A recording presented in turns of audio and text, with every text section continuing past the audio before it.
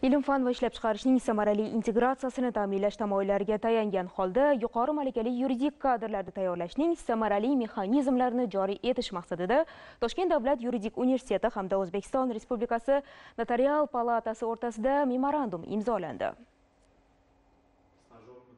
Bugungi talaba ertangi yetuk mutaxassis. Bu ayni paytda oliy ta'lim tizimiga qo'yilayotgan talab. O'zbekiston Respublikasi Notarial palatasi va Toshkent davlat yuridik universiteti o'rtasida o'zaro imzolangan hamkorlik memorandumidan ko'zlangan asosiy maqsad ham yuqori malakali yuridik kadrlarni yetishtirish hamda ularda amaliy ko'nikmalarni shakllantirishdir.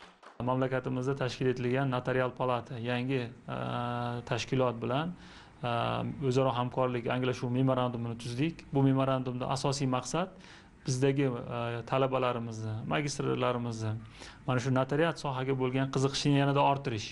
Ular bevosita nazariy bilimlarini amaliyotga chiqqan holatda notarial palata ko'magida mustahkamlash. Ayni paytda mana shu yuqori malakali kadrlar ertaga mamlakatimizda yuqori malakali xizmatlar ko'rsatish orqali mamlakatimiz huquqiy tizimini rivojlanishiga, fuqarolarimizni mana shu qonunchilikda belgilangan huquq va manfaatlarini samarali himoyasini ta'minlashga xizmat qiladi. Hammamizga yaxshi ma'lumki, notariat sohasi avtomatlashtirilgan axborot tizimidan foydalanadi.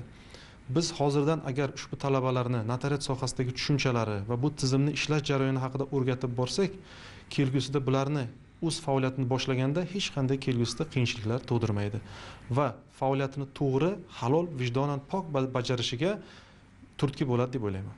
Toshkent davlat yuridik universiteti talabalarining darsdan so'ng nazariy bilimlarini amaliyotda yanada mustahkamlash, kelgusida palataning kadrlar zaxirasini shakllantirib borish maqsadida palata huzurida bo'lajak notariuslar klubi ham tashkil etildi.